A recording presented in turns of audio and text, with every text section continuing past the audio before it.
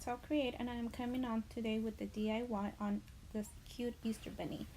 Anyways, I did receive this little small Easter bunny from Gloria from Create the Heart, and I thought it was so adorable. She had seen some, I guess, at Hobby Lobby, but she decided to make them on her own. So she did give me a hint or how to do it, and she said just go on Google or Pinterest and type in bunny, and then just print out whatever template you would like to use. I did print out a bigger one originally. This one's a little smaller. So what I did, I went ahead and printed it, and then I cut it. I didn't cut exactly the shape of the bunny because I was going to put it on top of my felt.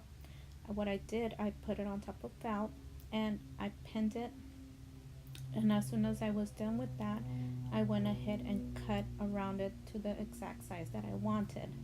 Now you could actually pin it to any type of material you would like. It doesn't necessarily have to be felt. This is how I did mine.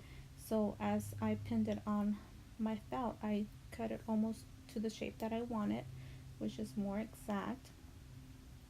And then once I was done with cutting the felt, I went ahead and put the felt on top of another piece of material, and then I went ahead and pinned that as well. Once I pinned it all, I went ahead and cut around it as well.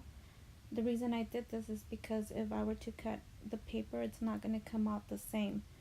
So I went ahead and did that. I just pinned it on the other type of material, and as you could see right there, I just went ahead and took off all my pins. And then there is some material that I needed to adjust, so that's when you do some of your cutting. I went ahead and used material glue that, as you could see, I just outlined and just put it on there. So as I did that, I went little by little. I didn't do it all at the same time, and I just go ahead and tapped it and made sure it was dried out.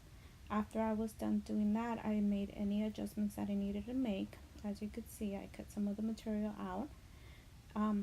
I do not show that on here, but I went ahead and left a little gap open so I could stuff it. Now once you stuff it, as you can see right here,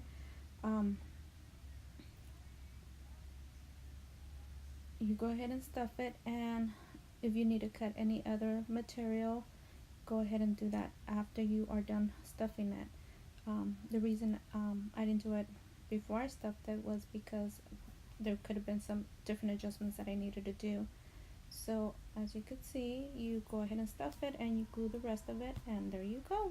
You got a little bunny and you just decorate it as you would like.